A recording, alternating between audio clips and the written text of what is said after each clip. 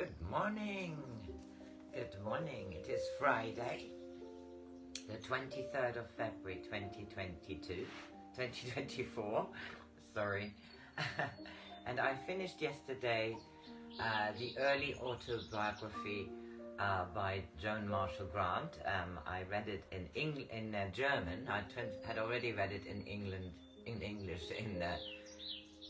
last summer. And I decided to translate it into German, and it was quite difficult in parts because Joan Grant wrote between the late 30s and, well, she passed away in 1989. She was born in 1907. And I have decided to read extracts out of her book about her, Speaking from the Heart. It's Joan Grant speaking from the heart about ethics, reincarnation, and what it means to be human. It was edited by Nicola Bennett, Jane Law, and Sophia Rossoff. Now, this is a big book. I'm not going to read it all, but I'm going to take certain passages, certain chapters, which I found really interesting. Chapter 4 here is on writing. Joan always claimed that she had not intended her foray into her life as an ancient Egyptian to be published, but gave the manuscript to a London friend to prove that she had been doing something worthwhile while she was, as she put it, languishing in exile in Scotland. Impressed, the friend gave it to a publisher called Arthur Barker, who took it instantly, advertising it in his autumn last, the most exciting and important book we have published. Publication day was heralded by a small item in the books and authors column of the Observer. The story is told in the first person and with extreme fullness of detail. It is like something seen clear in a dream or memory. The reviews poured in. The popular writer Howard Spring wrote in the Evening Standard, "To predict a book's future is a dangerous thing. I can only say that for myself, here is a book to which I shall go back again and again. It is a fundamental book, a book having the root of the matter of human existence. It is worthy to be a handbook for a new order of chivalry, memorable as a tale, living as a work of art, a well of water, pure and undefiled." Joan was astonished when she went to catch the train to Hayling Island and found the station bookstore displaying nothing but a pyramid of the familiar Egyptian faisals, blue-green covers. Willy-nilly, she was an author. 6 months later, she was fully engaged on her second book, and she went on to write 6 more published novels based on her previous lives. Life as Carola came out in October 1939, a month after Germany invaded Poland and Britain declared itself at war. While Winged Pharaoh became a touchstone for many suffering the dangers and losses of wartime, the novelist Dennis Wheatley told his readers in the Daily Mail in 1944 that he cherished a few books which have given me such special joy that I would prefer their companionship in times of stress to any other. Above all, Joan Grant's Winged Pharaoh, because that book can teach one not to be afraid to die. Joan was producing more stories for her public, all to be published in narrow, war economy editions. Eyes of Horus, set like Pharaoh in Egypt, but in a later and less enlightened epoch, came out in 1942. Its sequel, Lord of the Horizon, in 1943, and Scarlet Feather, about an early Native American tribe, appeared in 1945. Shortly after, with Britain still in the throes of austerity and shortage, came Return to Elysium, set in ancient Greece. The following is an essay written many years later, perhaps the last piece of hers to be included in this book, about what writing meant to Joan. It was probably intended as the introduction to the collected works published by the Arno Press in 1980, and it exists in more than one draft, but in the event seems not to have been used. She says, painters enjoy painting. I would have loved to have been a painter, or even a musician who could be totally captivated by and content with his compositions. I'm a writer, yet writing has never given me unqualified pleasure. I wrote because I was compelled to. Behind each of my works there was a meaning, something I had to relate. Each was consciously based upon a motive, always a very personal one. My writings were inspired by incidents, thoughts, observations, feeling, and periods of learning about myself. Whether I really cared or not, often they were not wholly welcome. They were, however, so profound a part of me, they had become vital to what I wanted to say. Through the sum total of all of them, I hope to help others to understand themselves. With some of the insights I was able to offer, they would perhaps be happier.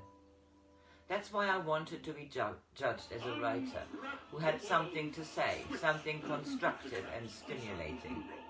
As a result, these insights convey an ethic of behavior which threads through my writings and is revealed directly in my autobiographical works, and indirectly through the character, actions and reactions of the men and women who inhabit my books. Writing is rewarding to me only when I'm certain that my life has overlapped with the lives of others. All of my experiences, all of my senses have taught me one overriding principle. It is within each of us to be able to help others and to change their lives for the better. This requires a great deal of us. We must take responsibility to do what ought to be done, whether, whenever and wherever we are needed. This experience accrues great benefit to the doer as well as to the recipient. It is a lesson that travels rapidly from person to person. One grows enormously through constructive, compassion contact with others, just as one matures through self-awareness and self-criticism. The process is painful, but a dedicated will to act helps you to bypass fears and hesitations, and even self-doubts. This is the great insight in my own life has taught me, and through my writings it is always imperative for me to pass it on. This is what made writing so complicated for me. The intensity of difficulty I experienced in getting my ideas onto printed pages did not ease up as one work followed another. Certain books, naturally, were written under more pleasant circumstances than others. Some were written quite rapidly, yet I readily admit that I would find any excuse to put off writing. I'd scrub the kitchen floor, empty bedpans, do anything rather than write. It's a very challenging effort to get an idea into words. When you think you've succeeded, the words are often such a shabby imitation of what you really saw or felt. It can be disheartening. Only the tremendous drive of feeling that I had something that needed to be said forced me to persevere, to continue. One of these basic things that any creative person has to learn, and it makes no difference what one creates, a symphony or a painting, a story, is that what critics say is superficial. It means very little. You have either done a good job or a bad one. The critics can't tell you what you already know, what you feel about your work. I try to capture an insight, a feeling, a perception. I type it, I send it off. Later I correct the proofs. In a purely intellectual way, I can sometimes say to myself, you've done a good job. There's still that lingering doubt. It's never enough, it's never enough. This doubt has permeated many aspects of my life. Even trains used to repeat a mechanical litany. It's never enough. One sees all the people one has helped, all those one hasn't reached, and the multitude of ideas and feelings one hasn't expressed. There are times when, in particular bleak mood, I've looked at all of my published books in a row and tried to lift myself up. But you've done something, Grant. Look at all of those books, and in 15 languages. It didn't matter a damn. Mrs. So-and-so down the road is still troubled. There was always more people to encourage, more work to be done. It's been difficult for me not to avoid seeing all that was undone. Instead of finding encouragement in everything I had accomplished, I was terribly aware of an incredible mass of things I had not even attacked. And always the same dilemma, how to use my writing as a constructive instrument. Friends and acquaintances often confess to me that they would love to have my gift. They would be quite disappointed if they understood what it entailed. Often, when I look at a beautiful scenery, I ask myself how I would describe it to somebody else. It was such a tremendous job to get it down. Is it this or this? While readers be able to see it too, to understand it as I do, frequently there seemed to be no time to find the exact words to capture a picture. Writing is particularly arduous if it's done through compulsion, even compulsion coupled with responsibility. Rather than spun from pure imagination, or if it's a labor of love. My writing has required enormous energy. Any creative endeavor, the so-called genius of being able to write, to sculpt, to compose, requires an absolute condensation of focus. I firmly believe this. To write what I felt was necessary, to relate what I had experienced, I had to work hard to concentrate. I didn't meditate or wait for something to come to me. That's the most stupefying waste of time there is. I have never been the kind of writer or the kind of person who spent a great deal of time with my spiritual development. I'm convinced that we are all on earth to demonstrate a principle or a way of life, to add something, to sit and meditate, and especially to conclude that one's soul is splendid, gets all of us nowhere. It does, however, help us to dodge the issue. It's like retreating from life and hoping to learn something by waiting in isolation. A self-imposed exile from problems, your own and those of others. I have a great contempt for this.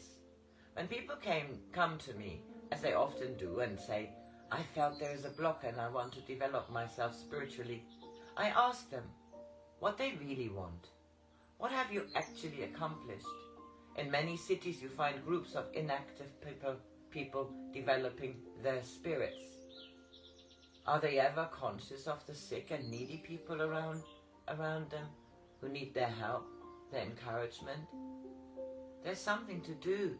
There is a positive way to develop. It's not enough to know why you've done or are doing something wrong or unhealthy. We often use the conclusions of our psychiatrist as excuses, either to give up or to continue in error. That's another kind of retreat. In life, in every aspect of work, in any creative act, we have a choice. All of us. Once a player has concentrated enough to understand the details of the board, he tries to make the best possible move. It is a principle of chess. It ought to be a principle of life. Through my writings, I tried to say something. The only way I knew how best to do it was to focus upon one person, myself, or upon one issue. Writing in this way is very physical and very demanding. My works, every one of them, resulted from exploring all of my senses. The full utilization of one's senses is, to my understanding, not merely the measure of an active mind. It is the only way to develop any insights or follow up on any intuitions. In my case, this is particularly true. According to conventional definitions, I'm not a novelist. This perhaps puzzling declaration needs to be simplified. I firmly hold that I have lived many lifetimes before I was born to English parents in 1907. Until the age of 29, this conviction was the result of my awareness of seemingly unrelated episodes, although as real to me as memories from more recent yesterdays, frustrated me. I was unable to place them into an understandable sequence. In my youth, I believed that everyone, my family, my friends, the people I encountered, also had a degree of this memory. Given the Edwardian milieu, I also thought they kept their perception and intuitions to themselves, as did I. When I was 29, however, I was able to relive in detail earlier lives. It was a technique that required deliberate and concentrated effort. Gradually, I developed an ability to distinguish between the misleading and the factual recalls I effected, between a thought form I had imagined and a scene which had its own objective reality, which was fixed in form and context. One test was when my emotions and sensations in recall were as vivid as though they were being experienced in the present. If so, it was a genuine recall. Experience also taught me that an earlier life, which had the greatest compatibility with the current one, was the most likely to be recalled.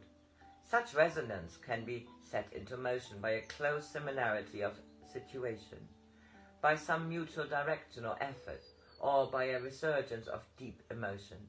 Sometimes revisiting a once familiar scene can evoke a spontaneous recall, but more often this is of slight import.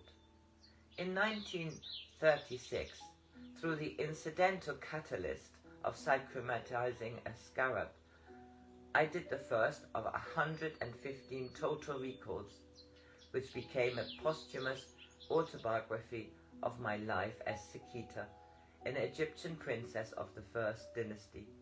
The scarab belonged to one of my dearest friends, who lay dying and who felt that we had met before, in another lifetime.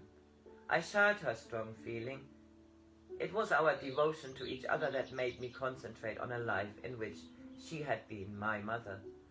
The technique of this type of far memory involves learning how to shift the level of one's attention from the current personality to the earlier one. I was still able, however, to retain enough normal waking consciousness to dictate a running commentary, often unchronological, of the earlier personality's thoughts, emotions, and sensations. The result of this dictation was my first published work, Winged Pharaoh. When I realized that the process was indeed far memory, the project became a fascinating bit of personal research. The fact that it also became a book was, for me, irrelevant. I think that it is important for me to make a definite statement here and now about my abilities and their relation to my literary achievements. Winged Pharaoh became a bestseller before I revealed the inspiration behind it. Many reporters knew about the background of the work, but I was not betrayed by a single one of them. In fact, I didn't claim anything for 20 years until I wrote my autobiography, Time Out of Mind, Far Memory. Until then, I had a solid reputation as a meticulous scholar and writer whose historical novels had undergone a great deal of careful scrutiny and emerged unscathed. They were praised for their historical accuracy. When, in 1958, Time Out of Mind was published, a conflict arose immediately. Had I actually remembered everything? Suddenly and quite unfortunately, I was considered a writer of occult works. I've never intended any of my published works to be judged on the basis of whether or not I possess far memory. If, in fact, I invented it all, which I think I did not, I should be very proud of myself. The works were successful. They were exceedingly popular with a worldwide readership, and were favorably received by most critics. Is it true or is it not? Is it far memory or is it not far memory? I would prefer to have my books evaluated for their literary qualities and not for their revelations of past lifetimes. I would like people to ask other questions. Have the books been constructive? Were they meaningful? Life as Carola was published in 1939. Carola was the illegitimate daughter of an Italian nobleman of the Renaissance. Cast out at an early age, she joined a band of strolling players. Life as Carola was the book that pleased me most. I think it contains my best writing and poetry, yet it was written in anguish. If I have never sat down and said, wouldn't this be fun to write? It has always been dragged out of me. Carola was misery. It was an incident involving music that inspired the work. One evening, just after coming out of a session of Winged Pharaoh, I listened to a Haydn program. My husband wondered how Haydn's clavier compositions would relate to Egyptian music. I tried to return to recall by concentrating once again upon my Egyptian experiences. Strangely, I could feel the strings of a lute rippling under my fingers. There were no lutes in Egyptian times. But you weren't in Egypt, said my husband. You were in Italy. Don't talk. Wait until I have read it back to you. I was born near Perugia in May 1510. My name was Carola di Ludovici. I died when I was 27. I was a strolling player. In less than 1,000 words and a time span of 15 minutes, I had remembered the main facts of what, after months of detailed recording, became life as Carola. Many people asked me how I could be a pharaoh and then Carola. The point is that Carola was way ahead of Sakita in terms of a full personality. Sakita never had the courage to love anything. She was a marvelous administrator, but she was hurt once and refused to become emotionally involved. She said, I'll do absolutely everything by the book. I'll be a perfect pharaoh. I run my chariots, but I'm never going to be hurt again. Now Carola was much more courageous, much more committed. Inspiration for my books came at unexpected times and in the most surprising places. I was aiding my husband, who was formulating a fast course on military supply logistics along with a group of colleagues at a staff college in wartime England. I was perplexed by the ease with which I could comprehend and explain complex military matters. I had to write about how you could get X numbers of tanks across a bridge that only held 70 people, and also get the ammunition there at the right time. I had a genius for doing this. A few years later, someone said, I wonder how you did it. That the motive behind two of my works, Eyes of Horus and Land of the Horizon, to find out why I did know so much about something I had no real training in. These books led me to another discovery. You can leave a talent behind because you don't want to repeat a pattern. Don't do the same thing twice. That seems to be a key factor in the personality development of many of us. Scarlet Feather was first written during the war. I was not happy with it and tore it up. The motive behind the book was one I felt very deeply. What experience do I have which best demonstrates a sound relationship between men and women? The theme was particularly timely because during wartime women were doing men's jobs. I think it's important to say that what I learned from Scarlet Feather I think it is important to say what I learned from Scarlet Feather. One should always try to develop the talents of the opposite sex.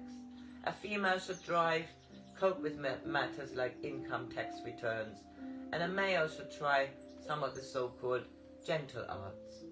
The children's books, The Scarlet Fish and Red Skin Morning, were published for money. During the war, I had a house full of children, other people's children, to take care of. I adored every one of them, but it took a lot of money to supply them with jam. I cannot remember who said, "Have you got any more Egyptian stories?" But to comply, I searched my far memories. The Scarlet Feather took 16 days to put down. 3 of the stories were in Pharaoh. The Blue Phaeton's Hippopotamus was an example. The children had requested yet another story, and I threw myself down on the couch and dictated the entire piece in 4 hours. It was interesting how stories went from one Egyptian incarnation to another. Then I realized the origin of the Blue Phaeton's Hippopotamus, which was found so often in tombs. It was the equivalent of a teddy bear. "Were there any stories you were told as Red Indian?"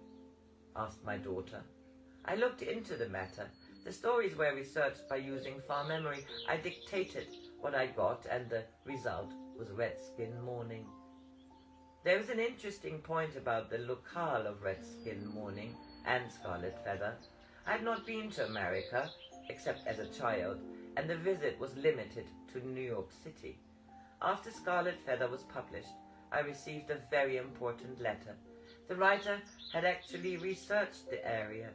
He took a canoe and confirmed the length of time the journey recounted in my book would take. It conformed exactly to what I had written. And there is a pass still called the Bitter Mountains, and a place where rivers run in 2 directions. Red Skin Morning was the last of my books for children. I stopped writing them because I did not any longer have children about me. In everything I've written, there was a sincere attempt to convey a sense of ethics. I wrote because I wanted to find something in my far memory, something about myself that was important enough to import to others. Whether each book was the result of far memory or of my superiors telling me bits of their lives or an identification with other people is of little importance to me.